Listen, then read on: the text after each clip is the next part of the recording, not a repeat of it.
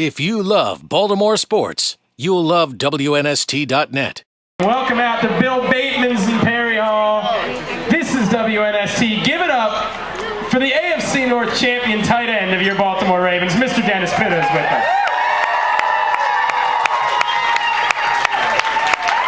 See, the people in Baltimore aren't crazy or anything, packing out on a Friday night. There aren't any crazy people in Baltimore, are there? Where else would you rather be right now? Oh yeah, you gotta be like right in front of the microphone. It's weird. Can you guys hear me? We got a lot of questions to ask. Dennis, what is it that your coach was thinking on that third down play? I don't know which third down you're talking about. Well, I would assume the one where they throw to you because they throw to you on every third down.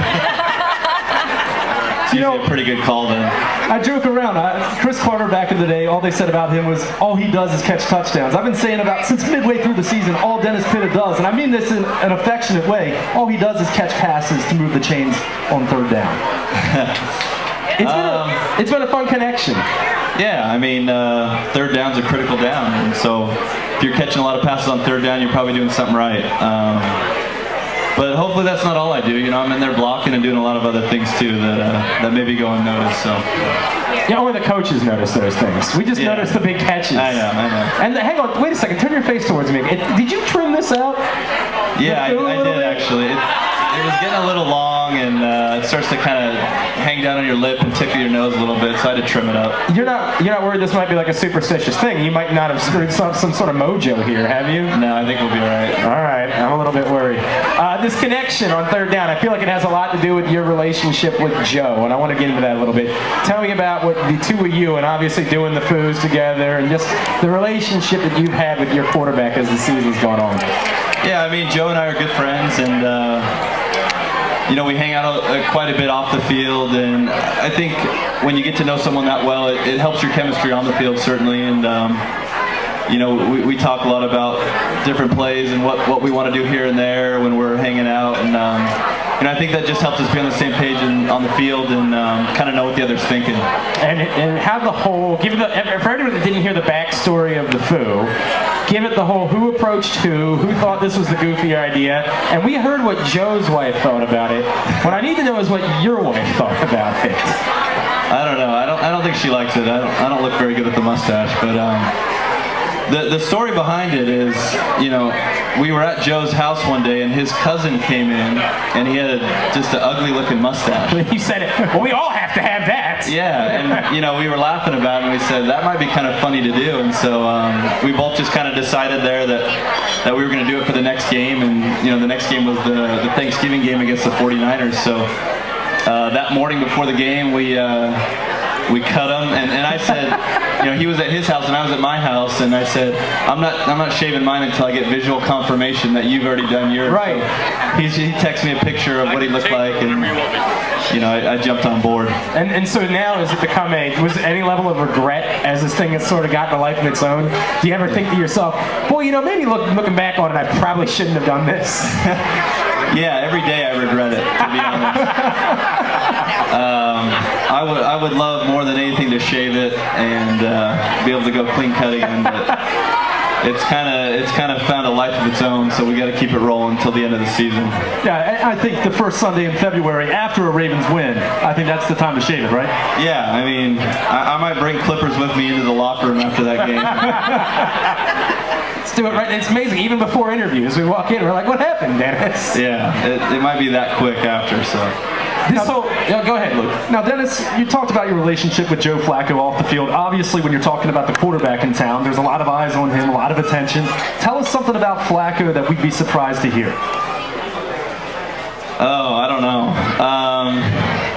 Put you on the spot, I know. Yeah, I mean, everywhere we go, the guy just gets mugged, and you know, I think people aren't real shy to go up to him and want to take pictures and all that. And we were actually just in the mall earlier today, and we couldn't even walk 2 feet without him getting stopped. So, you know, nobody really recognizes me. They think I'm just some big fan. Not at all. Anybody recognize Dennis Pitta in here? Not at all. They just think I'm just some big fan with the same mustache as him. Do you know Joe Flacco? Yeah. Well, when we were in San Diego playing the Chargers, I was in the hotel, and someone came up to me and said, "Hey, sweet Joe Flacco mustache." I said thanks, but it was my idea too. Right. See, that's when you need to say, no, Joe Flacco has the Dennis Pitta mustache. Right. Yeah. That's how it works. I'd like to get a little credit, Right, you know, right. but whatever. Tell me about this whole Baltimore thing. You arrived here obviously a year ago, and you were on a deep group of tight ends and sort of fighting for your own role in that group. And you were drafted with Ed, and Todd was already here. Are you surprised by how quickly you've sort of moved into being that guy, or did you sort of say, I'm going here. This is my goal for how much I'm going to, make an impact on this football team? Yeah, I mean, last year was funny because obviously with Todd here, there wasn't a ton of playing time for Ed and I. He was pretty good. Yeah.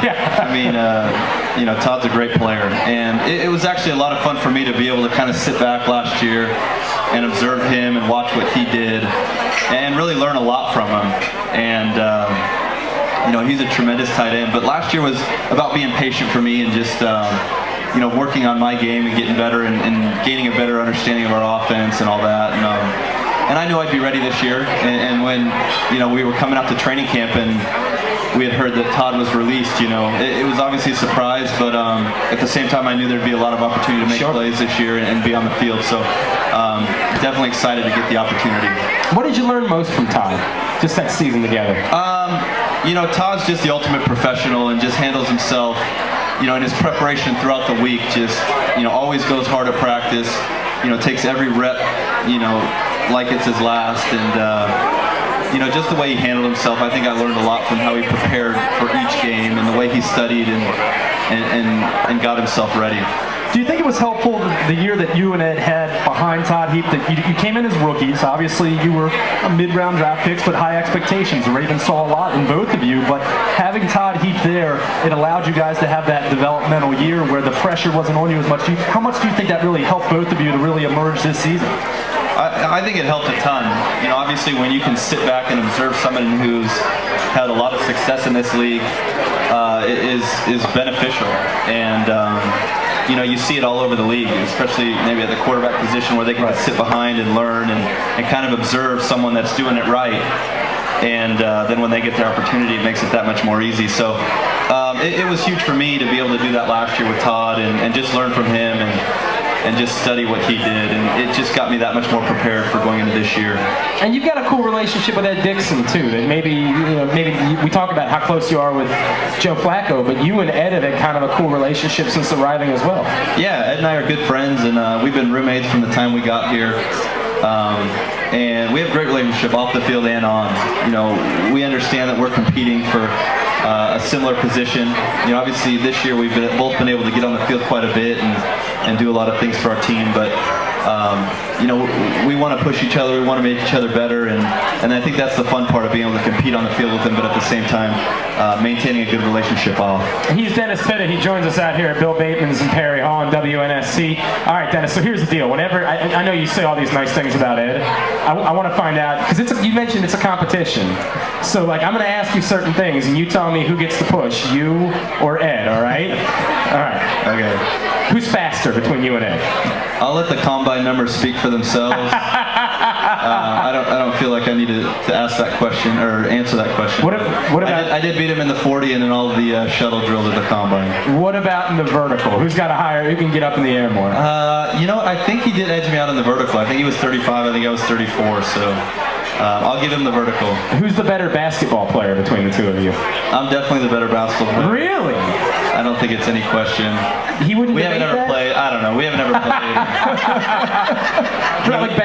I'm sure he would debate it, but I'm going to say me.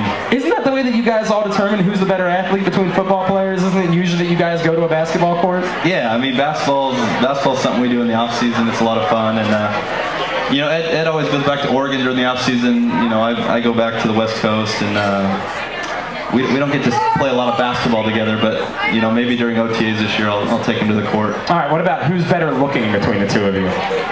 Hardly thrown down here, brother. Don't worry though, Ed can't hear it. He's in California. I don't know. Just ask my wife.